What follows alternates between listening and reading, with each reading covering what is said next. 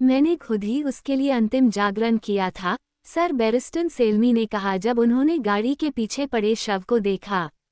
उसके पास और कोई नहीं था।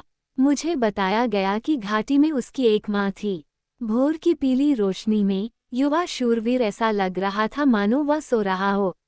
वह सुंदर नहीं था, लेकिन मौत ने उसके खुरदुरे चेहरे को चिकना कर दिया था और खामोश बहनों ने उसे उसकी सबसे अच्छी मखमली अंगर की पहना दी थी, जिसमें एक ऊंचा कॉलर था जो उसके गले को भाले से हुए नुकसान को ढकने के लिए था। एडाद स्टॉक ने उसके चेहरे को देखा और आश्चर्य किया कि क्या यह उसके लिए था कि लड़का मर गया। नीड के उससे बात करने से पहले लेनिस्टर बैनरमैन द्वारा मारा गया, क्या यह महज संयोग था? उसने सोचा कि वह कभी नहीं जान पाएगा। ह्यूग 4 साल तक जॉन एरिन का अनुचर था, सेल्मी ने आगे कहा।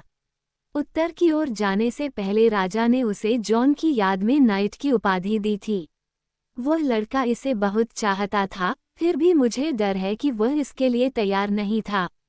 नीड को कल रात ठीक से नींद नहीं आई थी और वह अपनी उम्र से अधिक थका हुआ महसूस कर रहा था।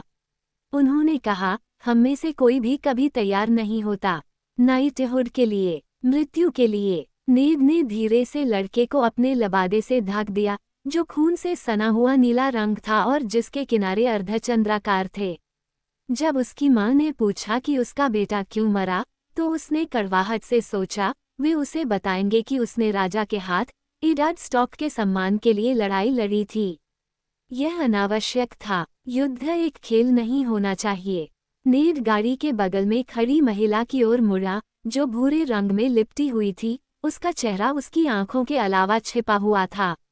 खामोश बहनें पुरुषों को कब्र के लिए तैयार कर रही थीं, और यह बीमार था मौत का सामना करने के लिए किस्मत। उसका कवच घर घाटी में भेज दो, माँ इसे लेना चाहेगी। ये चांदी के एक टुकड़े के बराबर है, सर बैरिस्टन ने कहा। लड़के ने इसे टूर्नामेंट के लिए खास तौर पर बनवाया था। साधारण काम, लेकिन बढ़िया। मुझे नहीं पता कि उसने लोहार को पैसे चुकाए या नहीं।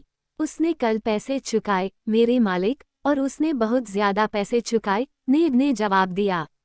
और चुप रहने वाली बहन से उसने कहा, माँ को कवच भेज दो, मैं इस लोहार से निपट लूंगा।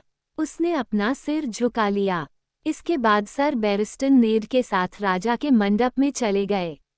शिविर में हलचल शुरू हो गई थी। मोटे सॉसेज आग के गड्ढों पर चटक रहे थे और हवा में लहसुन और काली मिर्च की खुशबू फैल रही थी। युवा जमींदार अपने कामों के लिए जल्दी जल्दी भाग रहे थे, क्योंकि उनके मालिक जाग रहे थे, जम्हाई ले रहे थे और दिन का सामना करने के लिए खींच रहे थे।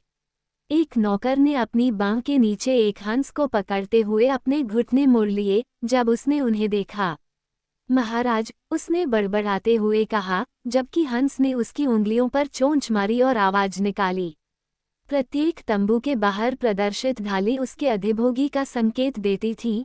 सीगार्ड का रजत ईगल, ब्रायस कैरन का बुलबुलों का क्षेत्र, रेडवाइन्स के लिए अंगूरों का गुच्छा, धारीदार सुआ, लाल बैल, जलता हुआ पेड़, सफेद मेरा, तिहरा सर्पिल, बैंगनी गेंडा, नृत्य करने वाली युवती, ब्लैकिडर, जुड़वां मीनारें, सींग वाला उल्लू, और अंत में किंग्सगॉड के शुद्ध सफेद चिन्ह, जो भोर की तरह चमक रहे थे।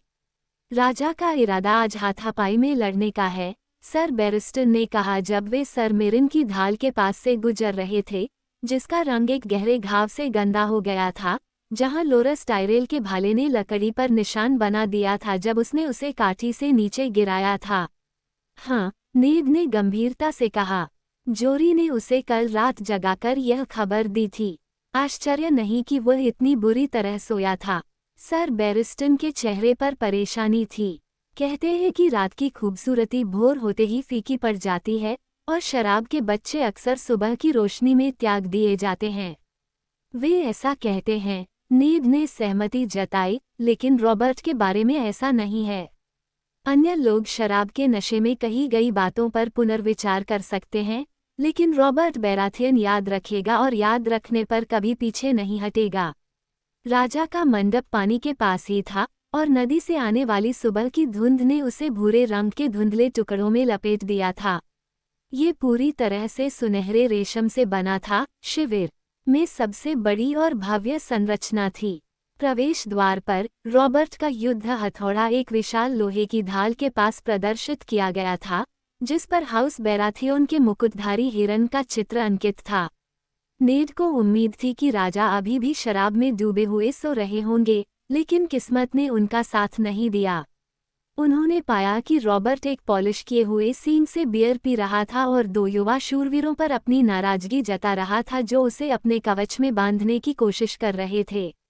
महाराज, उनमें से एक लगभग आंसुओं में कह रहा था, ये बहुत छोटा बना है, यह नहीं चलेगा। वह लड़खड़ा गया और वह गॉजर जो वह रॉबर्ट की मोटी गर्दन के चारों ओर फिट करने की कोशिश कर रहा था, जमीन पर गिर गया। 7 नरक, रॉबर्ट ने कसम खाए, क्या मुझे खुद ही यह करना होगा? तुम दोनों पर पेशाब करो, इसे उठाओ। बस वहां खड़े होकर मुंह मत ताकना, लेंसल, इसे उठाओ। लड़का उछल पड़ा और राजा ने उसकी संगत को देखा। इन मूर्खों को देखो, नेड, मेरी पत्नी ने जोर देकर कहा कि मैं इन दोनों को अपने लिए रख लूं, और वे बेकार से भी बदतर हैं। वे उन्हें ठीक से आदमी का कवच भी नहीं पहना सकते। वे कहते हैं, स्क्वायर, मैं कहता हूं कि वे रेशमी कपड़े पहने सुअर चराने वाले हैं। नेड को बस एक नज़र की जरूरत थी, तभी वह समझ गया कि यह मुश्किल है। लड़कों की कोई गलती नहीं है, उसने राजा से कहा। तुम्हारा कवच बहुत मोटा है, रॉबर्ट। रॉबर्ट बेराथियन ने बियर का एक लंबा घूंट लिया, खाली सींग को अपने सोते हुए फर पर फेंक दिया, अपने हाथ के पिछले हिस्से से अपना मुंह पोंछा और उदास होकर कहा, मोटा मोटा है ना? क्या तुम अपने राजा से ऐसे ही बात करते हो? उसने अपनी हंसी को अचानक से रोक दिया, जो तूफान की तरह थी। आह, लानत है तुम पर, नेड, तुम हमेशा सही क्यों होते हो? जब तक राजा ने उन पर पलटकर हमला नहीं किया, तब तक दोनों ही घबराकर मुस्कुरा रहे थे।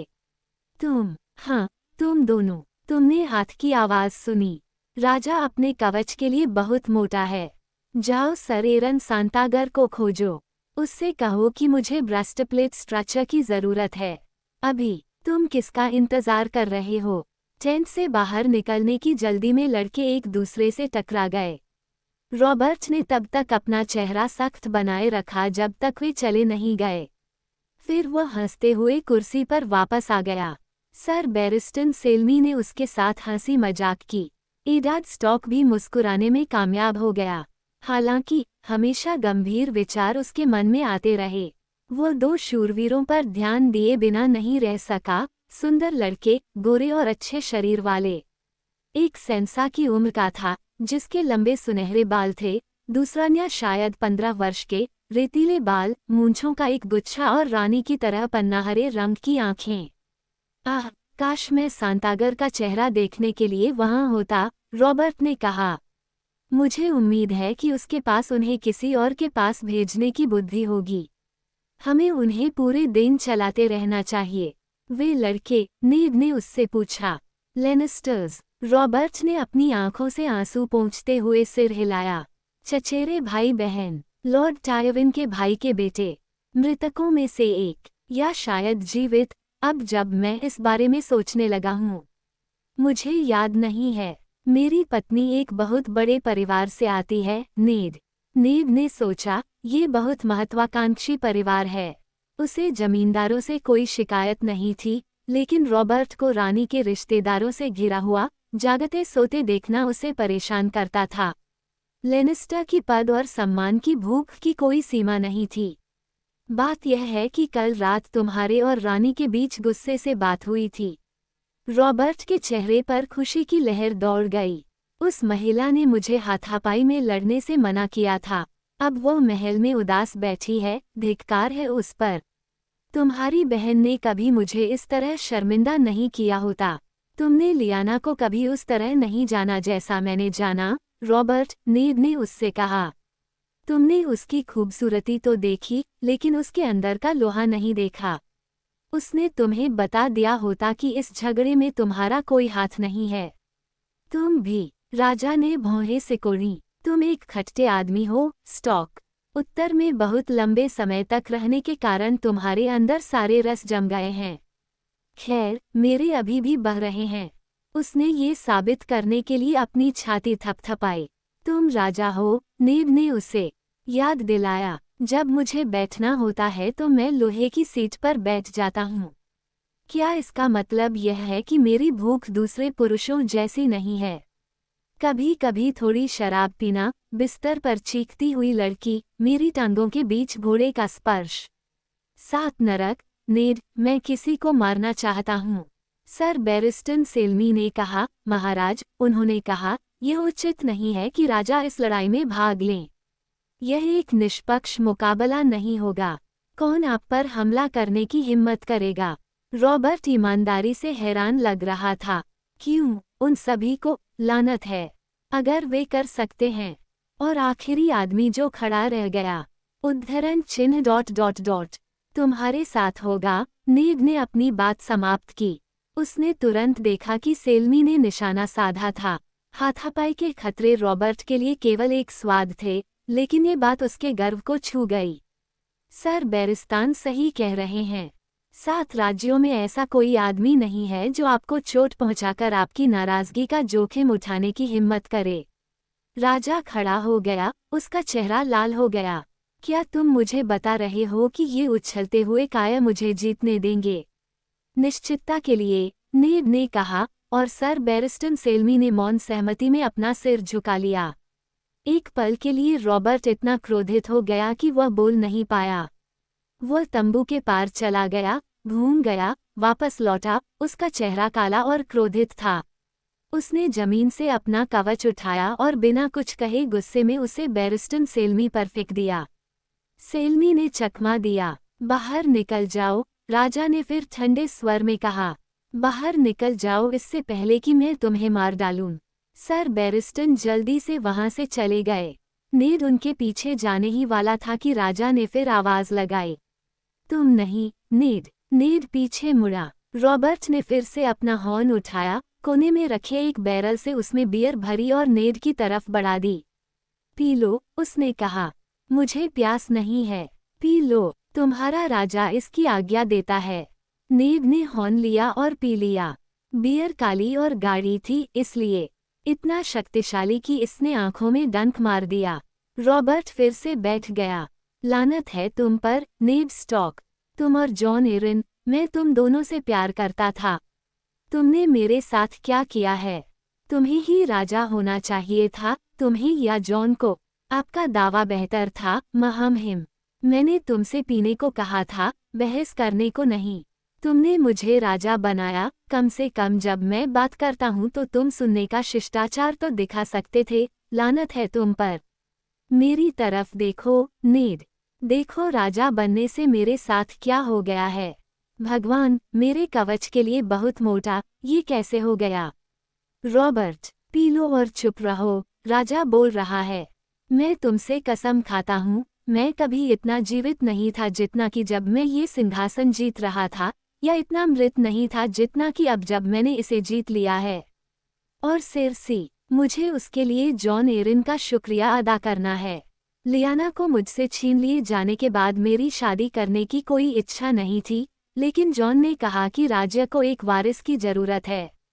सेर्सी लेनिस्टर एक अच्छा मैच होगा, उसने मुझसे कहा। वह लॉर्ड टायविन को मेरे साथ बांध देगी अगर विसेरिस टारगेरियन ने कभी अपने पिता की गद्दी वापस जीतने की कोशिश नहीं की। राजा ने अपना सिर हिलाया। मैं उस बूढ़े आदमी से प्यार करता था, मैं कसम खाता हूँ, लेकिन अब मुझे लगता है कि वह मून बॉय से भी बड़ा मूर्ख था। ओह, सेर्सी देखने में बहुत प्यारी है, सच में, लेकिन ठंडी। जिस तरह से वह अपनी योनि की रक्षा करती है, आपको लगेगा कि उसके पैरों के बीच कैस्टली रॉक का सारा सोना है। यहाँ, अगर तुम इसे नहीं पीना चाहते तो मुझे वह बियर दे दो। उसने सींग लिया, उसे ऊपर उठाया, डकार ली, अपना मुंह पोंछा। मुझे तुम्हारी लड़की के लिए खेद है, नेड। सच में, भेड़िए के बारे में, मेरा मतलब है। मेरा बेटा झूठ बोल रहा था, मैं इस पर अपनी आत्मा दांव पर लगा सकता हूँ। मेरे बेटे, तुम अपने बच्चों से प्यार करते हो, है न? पूरे दिल से, नेड ने कहा। मैं तुम्हें एक रहस्य बताता हूँ, नेड। 1 से अधिक बार, मैंने ताज छोड़ने का सपना देखा है। अपने घोड़े और हथौड़े के साथ मुक्त शहरों के लिए जहाज लेना, अपना समय युद्ध और वेश्यावृत्ति में बिताना, यही सब मैं करने के लिए बना हूँ। भाड़े का राजा, गायक मुझे कितना प्यार करेंगे, तुम्हें पता है मुझे क्या रोकता है? सिंहासन पर जोफ्रे का विचार, और उसके पीछे सेर्सी खड़ी होकर उसके कान में फुसफुसाते हुए। मेरा बेटा, मैं ऐसा बेटा कैसे बना सकता था नेड? वो तो सिर्फ एक लड़का है, नेड ने अजीब तरीके से कहा। उसे प्रिंस जोफ्रे से थोड़ी बहुत मोहब्बत थी, लेकिन वह रॉबर्ट की आवाज में दर्द सुन सकता था। क्या तुम भूल गए हो कि उसकी उम्र में तुम कितने जंगली थे? अगर लड़का जंगली होता तो मुझे कोई परेशानी नहीं होती नेड। तुम उसे उतना नहीं जानते जितना मैं जानता हूँ। उसने आह भरी और अपना सिर हिलाया। आह, शायद तुम सही हो। जॉन ने मुझसे कई बार निराश किया, फिर भी मैं एक अच्छा राजा बन गया। रॉबर्ट ने नेड की तरफ देखा और उसकी चुप्पी पर नाराज हुआ। अब तुम बोल सकते हो और सहमत हो सकते हो, तुम्हें पता है। आपका अनुग्रह, नेड ने सावधानीपूर्वक शुरू किया। रॉबर्ट ने नेड की पीठ थपथपाई। आह, कहो कि मैं एरिस से बेहतर राजा हूँ और यह सब खत्म हो गया। तुम कभी भी प्यार या सम्मान के लिए झूठ नहीं बोल सकते, नेड स्टॉक। मैं अभी भी जवान हूँ, और अब जब तुम मेरे साथ हो, तो चीजें अलग होंगी। हम इसे एक ऐसा शासन बनाएंगे जिसके बारे में हम गाएंगे, और लेनिस्टर्स को 7 नरकों तक धिक्कारेंगे। मुझे बेकन की गंध आ रही है। तुम्हें क्या लगता है कि आज हमारा चैंपियन कौन होगा? क्या तुमने मेस टायरेल के लड़के को देखा है? वे उसे फूलों का शूरवीर कहते हैं। अब एक ऐसा बेटा है जिस पर कोई भी आदमी गर्व करेगा। पिछले टूर्नामेंट में उसने किंग्सलेयर को उसके सुनहरे दुम पर फेंक दिया। तुम्हें सेर्सी के चेहरे पर नजर डालनी चाहिए थी। मैं इतना हंसा कि मेरी कमर दुखने लगी। रेनली कहता है कि उसकी एक बहन है, 14 साल की नौकरानी, भोर की तरह प्यारी। उन्होंने नदी के किनारे एक ट्रस्टल टेबल पर काली रोटी और उबले हुए हंस के अंडे और प्याज और बेकन के साथ तली हुई मछली खाकर अपना उपवास तोड़ा। सुबह की धुंध के साथ राजा की उदासी दूर हो गई, और कुछ ही देर में रॉबर्ट एक संतरा खा रहा था और आयरी में बिताई गए एक सुबह के बारे में सोच रहा था जब वे लड़के थे। उद्धरण चिन्ह ... जॉन को संतरे का एक बैरल दिया था, याद है? लेकिन चीजें सड़ गई थीं, इसलिए मैंने अपना संतरे टेबल पर फेंक दिया और डैक्स की नाक पर जा लगा। तुम्हें याद है, रेडफोर्ट का पोक फेस स्क्वायर? उसने एक संतरे को मेरी तरफ फेंका, और जॉन के पादने से पहले ही हाई हॉल में हर दिशा में संतरे उड़ रहे थे। वह जोर से हंसा, और नेड भी याद करके मुस्कुराया। ये वही लड़का था जिसके साथ वह बड़ा हुआ था। उसने सोचा, ये रॉबर्ट बेराथियोन था जिसे वह जानता था और प्यार करता था। अगर वह साबित कर सकता है कि ब्रांड पर हमले के पीछे लेनिस्टर्स थे, साबित करे कि उन्होंने जॉन एरिन की हत्या की थी, तो यह आदमी सुनेगा।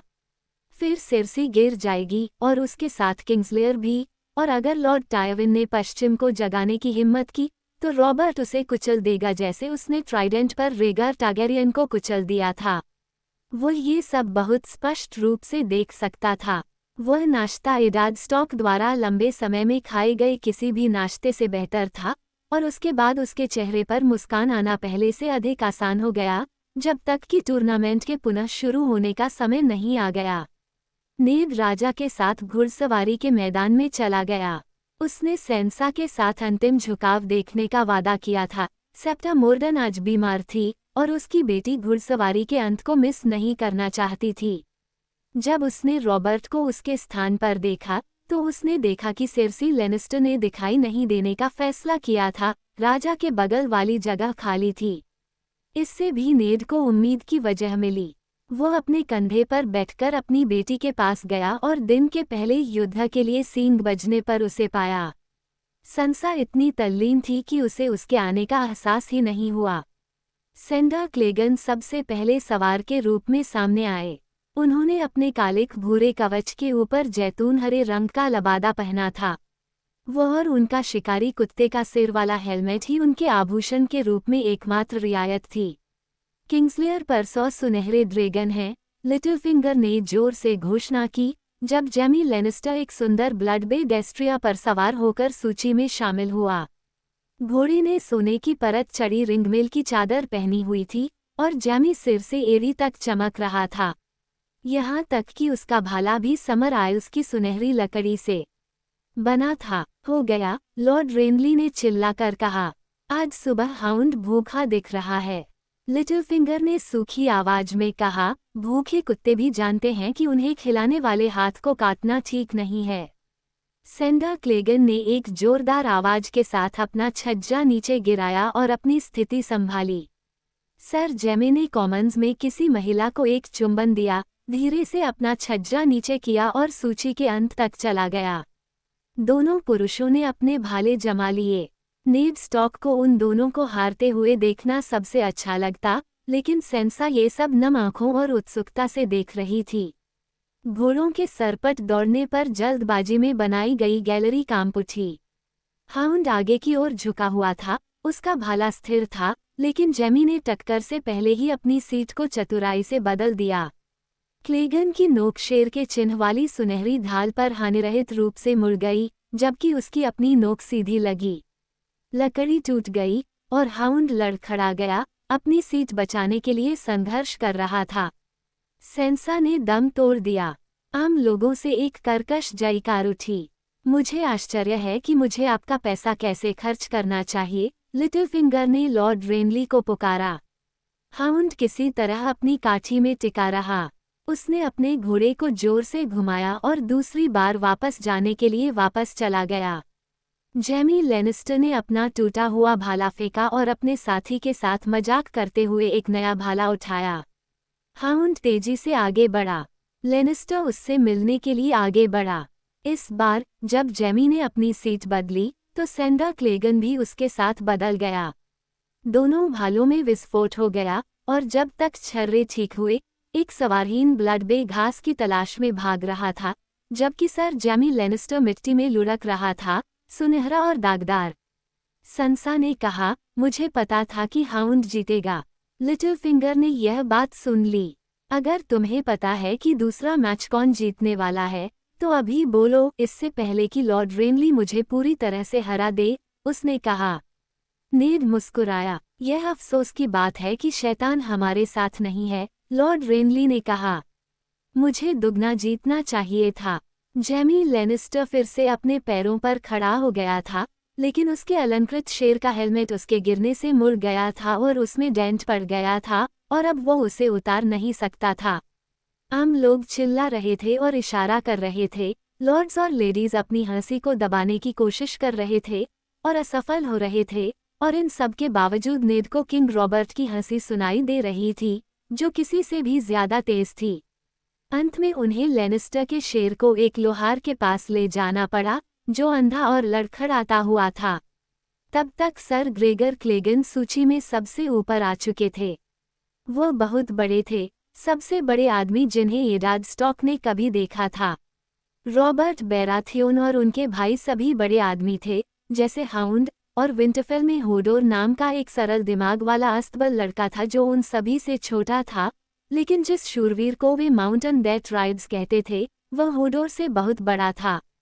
वह 7 फीट से ज्यादा लंबा था, लगभग 8 फीट। उसके कंधे और हाथ छोटे पेड़ों के तने जितने मोटे थे। उसका डेस्ट्रियो उसके बख्तरबंद पैरों के बीच एक टट्टू जैसा लग रहा था, और उसके पास जो भाला था वह झाड़ू के हैंडल जितना छोटा लग रहा था। अपने भाई के विपरीत, सर ग्रेगर दरबार में नहीं रहते थे। वही एक एकाकी व्यक्ति थे जो शायद ही कभी अपनी जमीन से बाहर निकलते थे, लेकिन युद्धों और टूर्नामेंटों के लिए।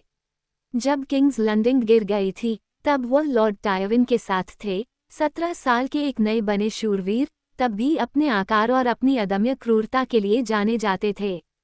कुछ लोगों ने कहा कि यह ग्रेगर ही था जिसने शिशु राजकुमार एगॉन टारगेरियन की खोपड़ी को दीवार पर पटक दिया था, और फुसफुसाया कि बाद में उसने उसकी मां, डॉनिश राजकुमारी एलिया का बलात्कार किया था और फिर उसे तलवार से मार डाला था।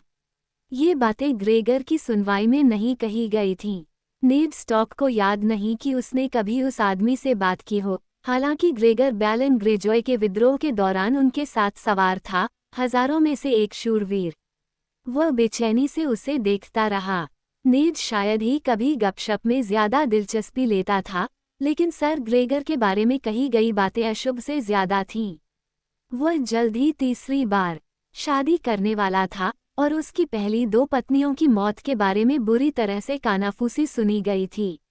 ऐसा कहा जाता था कि उसका किला एक भयानक जगह थी जहां नौकर रहते थे बेवजह गायब हो गए और कुत्ते भी हॉल में घुसने से डरते थे।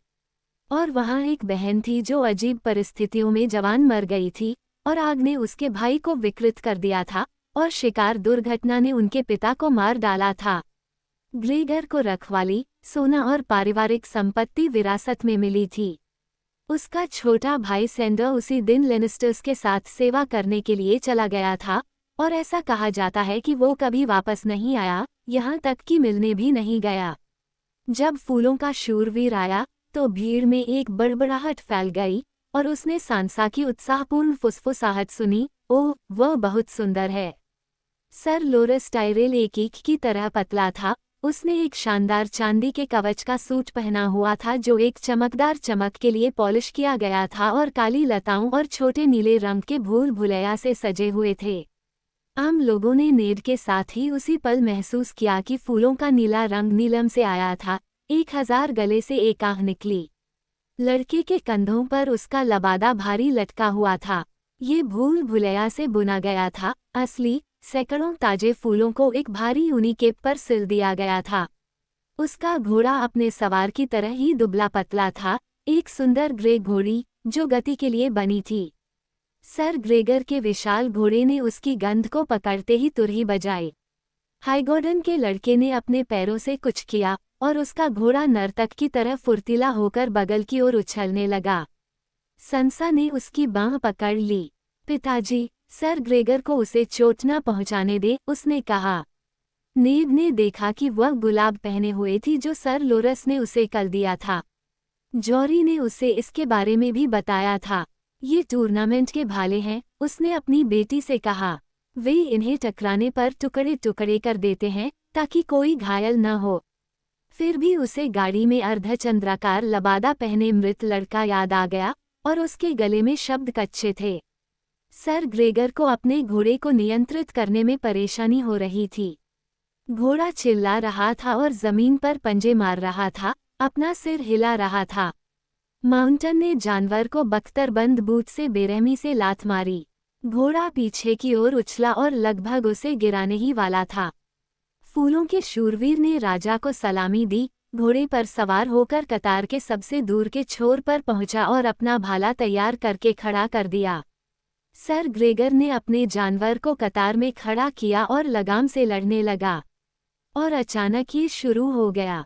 माउंटन का घोड़ा तेजी से सरपट दौड़ा, बेतहाशा आगे की ओर उछला, जबकि घोड़ी रेशम की धारा की तरह सहजता से आगे बढ़ी।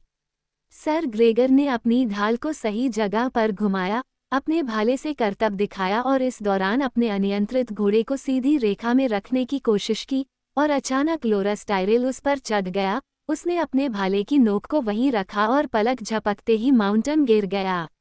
वह इतना विशाल था कि उसने अपने घोड़े को स्टील और मांस की उलझन में अपने साथ नीचे गिरा दिया।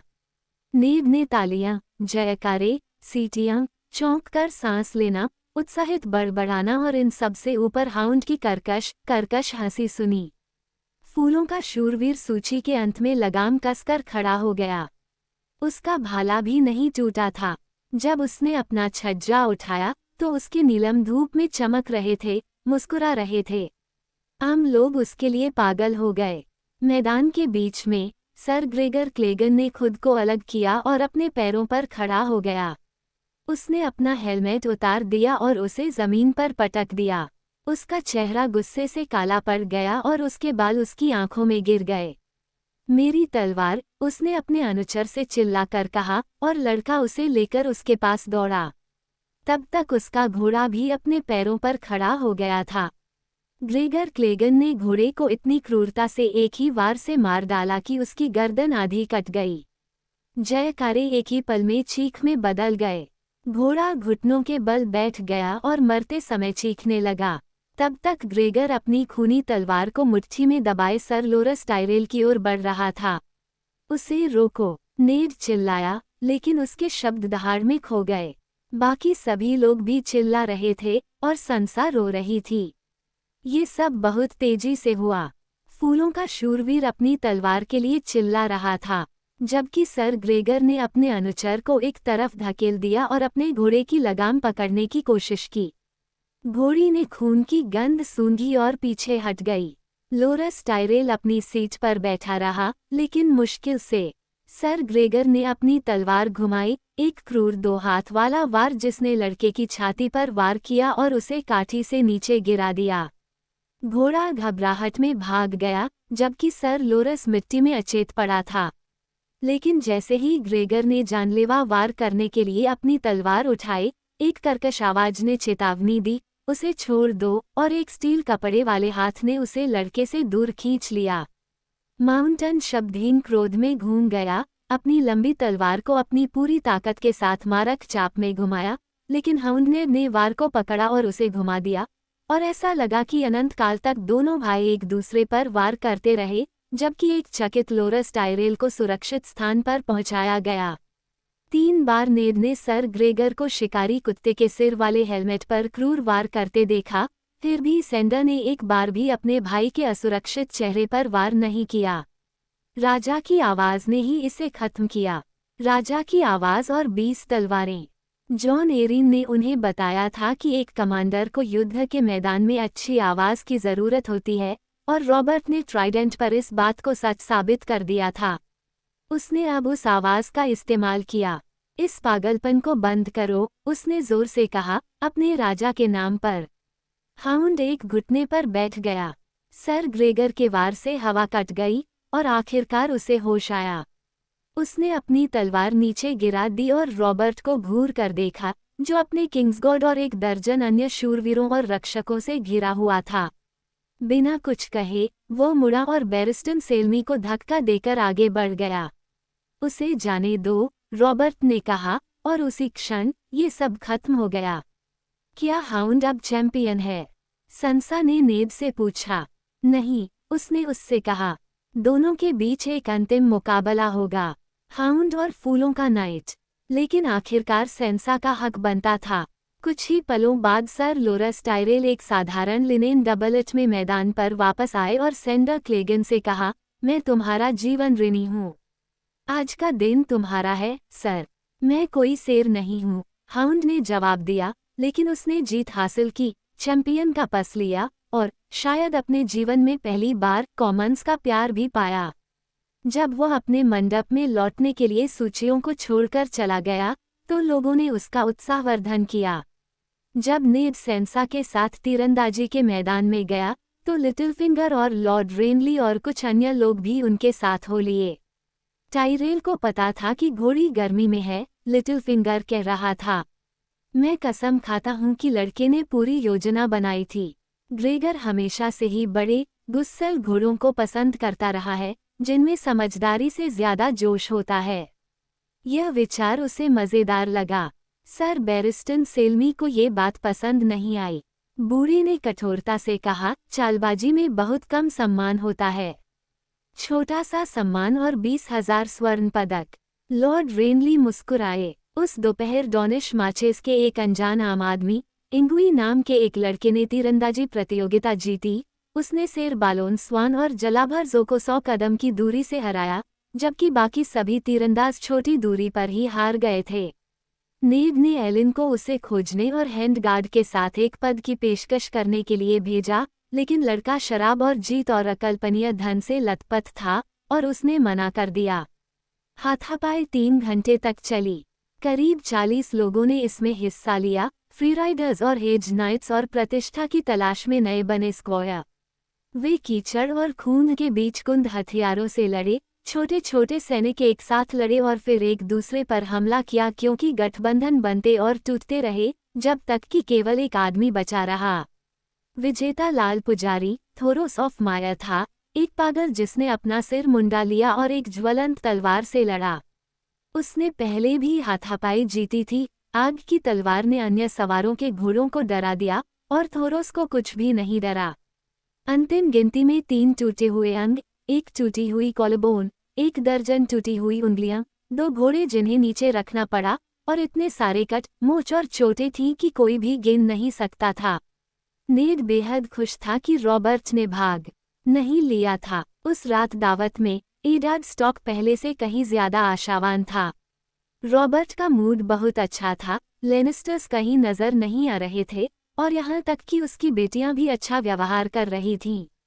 जॉरी आर्या को उनके साथ शामिल होने के लिए नीचे ले आई और सेंसा ने अपनी बहन से खुशी से बात की। टूर्नामेंट शानदार था, उसने आह भरी। तुम्हें आना चाहिए था। तुम्हारा डांस कैसा था? मेरे पूरे शरीर में दर्द है, आर्या ने खुशी से बताया और गर्व से अपने पैर पर एक बड़ा बैंगनी रंग का घाव दिखाया। तुम बहुत खराब नर्तकी हो, संसा ने संदेह से कहा। बाद में जब संसा गायकों की टोली को डांस ऑफ द ड्रैगन्स नामक जटिल गाथा गीतों का प्रदर्शन करते हुए सुन रही थी, नेड ने खुद ही चोट का निरीक्षण किया। मुझे उम्मीद है कि फोरेल तुम्हारे साथ बहुत ज्यादा सख्ती नहीं कर रहा होगा, उसने कहा। आर्या एक पैर पर खड़ी थी। हाल ही में वह इस मामले में काफी बेहतर हो रही थी। सिरियो कहती है कि हर चोट एक सबक है और हर सबक आपको बेहतर बनाता है। नेड ने भौहें सिकोड़ी। सिरियो फोरेल नाम का आदमी बहुत अच्छी प्रतिष्ठा के साथ आया था और उसकी शानदार ब्रावोसी शैली आर्या की पतली तलवार के लिए अच्छी तरह से अनुकूल थी। फिर भी कुछ दिन पहले वह अपनी आंखों पर काले रेशम का एक टुकड़ा बांधकर घूम रही थी।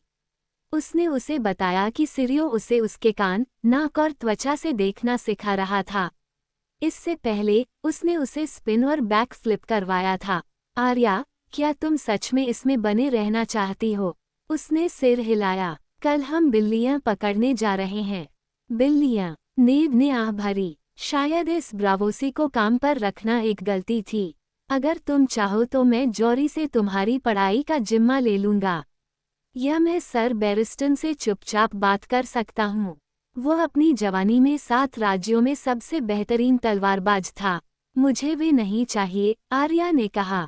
मुझे सिरियो चाहिए। नेड ने अपने बालों में उंगलियां फिराईं। कोई भी अच्छा मास्टर एट आर्म्स आर्या को बिना आंखों पर पट्टी बांधे, कार्टव्हील और एक पैर पर उछल कूद किए बिना ही स्लैश एंड पैरी की मूल बातें सिखा सकता था, लेकिन वह अपनी सबसे छोटी बेटी को इतना अच्छी तरह से जानता था कि उस जिद्दी जबड़े के साथ बहस नहीं की जा सकती थी। जैसा तुम चाहो, उसने कहा। निश्चित रूप से वह जल्द ही इससे थक जाएगी। सावधान रहने की कोशिश करो। मैं करूंगी, उसने गंभीरता से वादा किया और वो आराम से अपने घर से निकल गई। दाहिना पैर उसके बाईं ओर। बहुत बाद में जब वो लड़कियों को शहर से वापस ले गया और उन्हें बिस्तर पर सुरक्षित देखा, संसा अपने सपनों के साथ और आर्या अपने घावों के साथ, नेड टॉवर ऑफ द हैंड के ऊपर अपने कक्ष में चढ़ गया। दिन गर्म था और कमरा बंद और घुटन भरा था। नेड खिड़की के पास गया और ठंडी रात की हवा को अंदर आने देने के लिए भारी शटर खोल दिए। ग्रेट यार्ड के पार उसने लिटिल फिंगर की खिड़कियों से मोमबत्ती की रोशनी की टिमटिमाती चमक देखी। आधी रात से काफी पहले का समय था। नदी के किनारे मौज मस्ती अब कम होने और खत्म होने लगी थी। उसने खंजर निकाला और उसका अध्ययन किया। लिटिल फिंगर का ब्लेड, जिसे टूर्नामेंट में दांव पर लगे टायरियन लेनिस्टर ने जीता था, उसे ब्रान को उसकी नींद में मारने के लिए भेजा गया था। बोना ब्रान को क्यों मरवाना चाहेगा? कोई भी ब्रान को क्यों मरवाना चाहेगा? खंजर, ब्रान का गिरना, ये सब किसी न किसी तरह से जॉन एरिन की हत्या से जुड़ा था। वह इसे अपने अंतर्मन में महसूस कर सकता था, लेकिन सच्चाई ये थी कि जॉन एरिन की हत्या में उसकी भूमिका थी। जॉन की मौत उसके लिए उतनी ही धुंधली थी जितनी तब थी जब उसने शुरू किया था। लॉर्ड्स टेनिस टूर्नामेंट के लिए किंग्स लैंडिंग में वापस नहीं आए थे। लीसा एरिन ने आयरी की ऊंची दीवारों के पीछे अपनी खामोशी बनाए रखी। जमींदार मर चुका था और जॉरी अभी भी वेश्यागृहों की तलाशी ले रहा था। उसके पास रॉबर्ट के कमीने के अलावा और क्या था? नेड को इस बात में कोई संदेह नहीं था कि शस्त्रागार का उदास प्रशिक्षु राजा का बेटा था। उसके चेहरे, जबड़े, आंखों और काले बालों पर बैराथियन की झलक साफ झलक रही थी। रेनली इतनी छोटी थी कि वह उस उम्र के लड़के का पिता नहीं बन सकती थी। स्टेनिस उसके सम्मान में बहुत ठंडा और गर्वित था। गेंड्री को रॉबर्ट का होना ही था। फिर भी यह सब जानते हुए भी उसने क्या सीखा था? राजा के 7 राज्यों में अन्य नीच बच्चे भी थे। उसने अपने एक नाजायज बच्चे को खुलेआम स्वीकार किया था, जो ब्रायन की उम्र का लड़का था जिसकी मां कुलीन थी। उस लड़के को स्टॉर्म के अंत में लॉर्ड रेनली के महल के मालिक ने पाला था। नेड को रॉबर्ट की पहली संतान भी याद थी, जो उस समय घाटी में पैदा हुई थी जब रॉबर्ट खुद एक लड़के से ज्यादा नहीं था। एक प्यारी सी बच्ची, स्टॉर्म एंड के युवा स्वामी ने उस पर बहुत प्यार लुटाया था। वह बच्ची के साथ खेलने के लिए रोजाना आता था, बहुत समय बाद जब वह मां में दिलचस्पी खो चुका था। नेड को अक्सर साथ ले जाया जाता था, चाहे वह चाहे या न चाहे। उसे एहसास हुआ कि लड़की अब 17 या 18 साल की होगी। रॉबर्ट जब उसका पिता बना था, तब वह उससे ज्यादा उम्र का था। एक अजीब विचार, सेर्सी अपने स्वामी पति के उपहास से खुश नहीं हो सकती थी, फिर भी अंत में ये बहुत मायने नहीं रखता था कि राजा के पास एक कमीना है या 100। कानून और रीति रिवाजों ने नीच लोगों को बहुत कम अधिकार दिए। गेनरी, घाटी की लड़की, स्टॉर्म के अंत का लड़का, उनमें से कोई भी रॉबर्ट के सच्चे बच्चों को धमकी नहीं दे सकता था। उसके मन की बात उसके दरवाजे पर हल्की दस्तक से खत्म हुई। एक आदमी आपसे मिलने आया है, मेरे मालिक, हार्विन ने पुकारा। वह अपना नाम नहीं बताएगा। उसे अंदर भेजो, नेड ने आश्चर्य से कहा। आगंतुक एक मोटा आदमी था, जो फटे हुए, कीचड़ से सने जूते और मोटे खुरदरे कपड़े का भारी भूरे रंग का लबादा पहने हुए था। उसका चेहरा टोपी से छिपा हुआ था, उसके हाथ मोटी आस्तीनों में बंधे हुए थे। आप कौन हैं? नेड ने पूछा। एक दोस्त, नकाबपोश आदमी ने अजीब, धीमी आवाज में कहा। हमें अकेले में बात करनी चाहिए, लॉर्ड स्टॉक। जिज्ञासा सावधानी से ज्यादा मजबूत थी। हार्विन, हमें छोड़ दो, उसने आदेश दिया। जब तक वे बंद दरवाजों के पीछे अकेले नहीं थे, तब तक उसके आगंतुक ने अपना नकाब वापस नहीं खींचा। लॉर्ड वेरीज, नेड ने आश्चर्य से कहा। लॉर्ड स्टॉक, वेरीज ने विनम्रता से कहा, बैठते हुए। मुझे आश्चर्य है कि क्या मैं आपको एक ड्रिंक के लिए परेशान कर सकता हूँ। नेड ने 2 कपों में समर वाइन भरी और 1 कप वेरीज को दे दिया। मैं तुमसे 1 फुट की दूरी से भी आगे निकल जाता और तुम्हें कभी पहचान नहीं पाता, उसने अविश्वास से कहा। उसने उस हिजड़े को रेशम और मखमल तथा सबसे कीमती डैम्स्क के अलावा किसी और चीज में नहीं देखा था, और इस आदमी से बकाइन की जगह पसीने की गंध आ रही थी। यही मेरी सबसे बड़ी उम्मीद थी, वेरीज ने कहा। अगर कुछ लोगों को पता चल गया कि हमने निजी तौर पर बात की है तो ये ठीक नहीं होगा। रानी आप पर कड़ी नजर रखती है। ये शराब बहुत बढ़िया है। धन्यवाद। तुम मेरे दूसरे गार्डों से कैसे बचकर निकल आए? नेड ने पूछा। पोर्थर और केन को टावर के बाहर और एलिन को सीढ़ियों पर तैनात किया गया था। रेड कीप में ऐसे रास्ते हैं जो केवल भूतों और मकड़ियों को ही पता हैं। वेरीज ने माफी मांगते हुए मुस्कुराया। मैं आपको ज्यादा देर तक नहीं रोकूंगा, मेरे स्वामी। कुछ बातें हैं जो आपको जाननी चाहिए। आप राजा के हाथ हैं और राजा मूर्ख है। हिजड़े की मधुर आवाज गायब हो गई थी, अब उसकी आवाज पतली और चाबुक की तरह तीखी थी। मैं जानता हूं कि आपका दोस्त फिर भी मूर्ख है और बर्बाद हो जाएगा, जब तक कि आप उसे बचा न लें। आज एक करीबी बात थी। वे हाथापाई के दौरान उसे मारने की उम्मीद कर रहे थे। एक पल के लिए नेड सदमे से अवाक रह गया। कौन? वेरीज ने अपनी शराब पी। अगर मुझे सचमुच तुम्हें ये बताने की जरूरत है, तो तुम रॉबर्ट से भी बड़े मूर्ख हो और मैं गलत पक्ष पर हूँ। लेनिस्टर्स, नेड ने कहा। रानी नहीं, मैं इस पर विश्वास नहीं करूंगा, यहाँ तक कि सेर्सी पर भी नहीं। उसने उसे लड़ने से मना किया था। उसने उसे अपने भाई, उसके शूरवीरों और आधे दरबार के सामने लड़ने से मना किया। सच सच बताओ, क्या तुम राजा रॉबर्ट को हाथापाई में मजबूर करने का कोई पक्का तरीका जानते हो? मैं तुमसे पूछता हूँ। नेड के पेट में एक अजीब सी बेचैनी सी महसूस हो रही थी। हिजड़े को एक सच्चाई पता चल गई थी। रॉबर्ट बैराथियोन को बता देना चाहिए कि वह ऐसा नहीं कर सकता, नहीं करना चाहिए, या नहीं करना चाहिए एक बात, और ये लगभग हो चुका था। अगर वह लड़ भी लेता, तो राजा पर हमला करने की हिम्मत कौन कर सकता था? वेरीज ने कंधे उचका दिए। इस मुठभेड़ में 40 घुड़सवार थे। लेनिस्टर्स के कई दोस्त हैं। उस अराजकता के बीच घोड़ों की चीखें और हड्डियां टूट रही थीं और थोरोस ऑफ माया अपनी बेतुकी तलवार लहरा रहा था। अगर कोई संयोगवश महामहिम को मार देता तो कौन इसे हत्या कह सकता था। वह फ्लैगन के पास गया और अपना प्याला फिर से भर लिया। काम पूरा होने के बाद हत्यारा दुख से बेकाबू हो जाएगा। मैं लगभग उसे रोते हुए सुन सकता हूँ।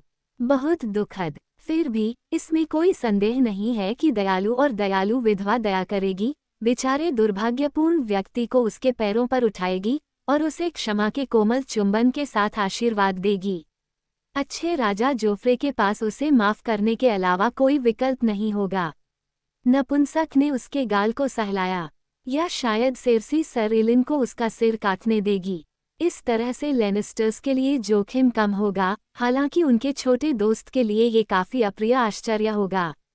नीड को गुस्सा आया और उसने कहा, तुम्हें इस साजिश के बारे में पता था, फिर भी तुमने कुछ नहीं किया।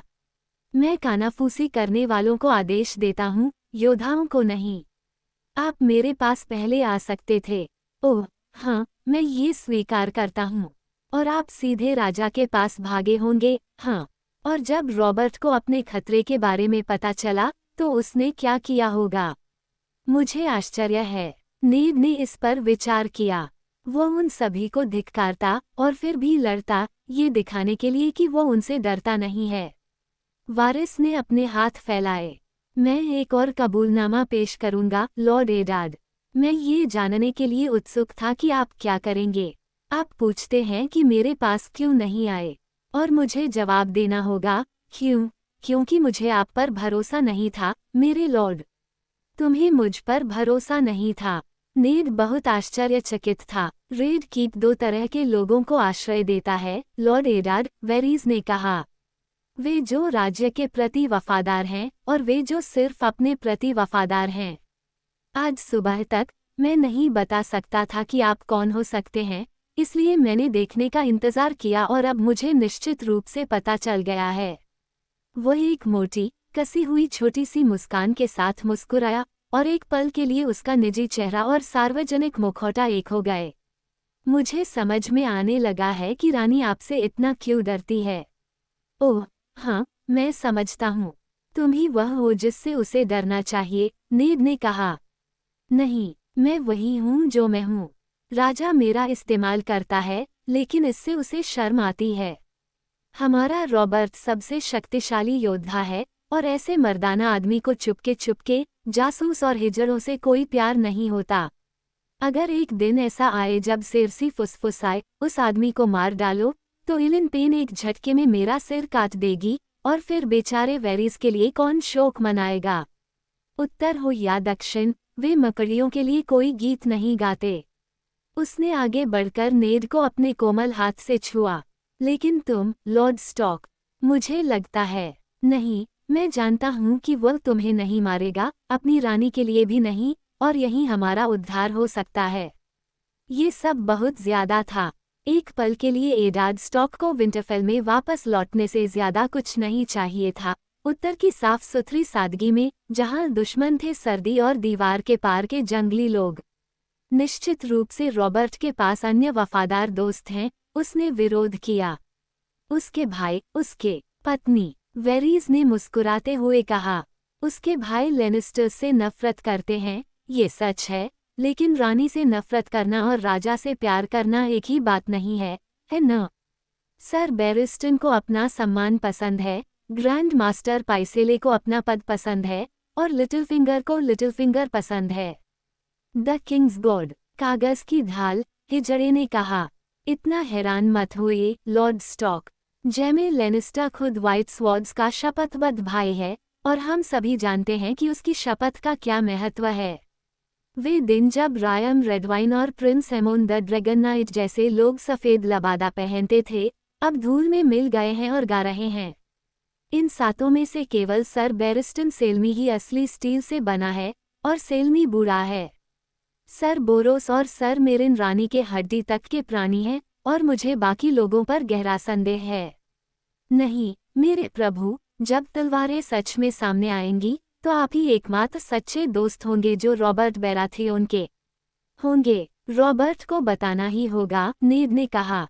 अगर तुम जो कह रहे हो वह सच है, अगर उसका एक हिस्सा भी सच है, तो राजा को खुद ही यह सुनना चाहिए।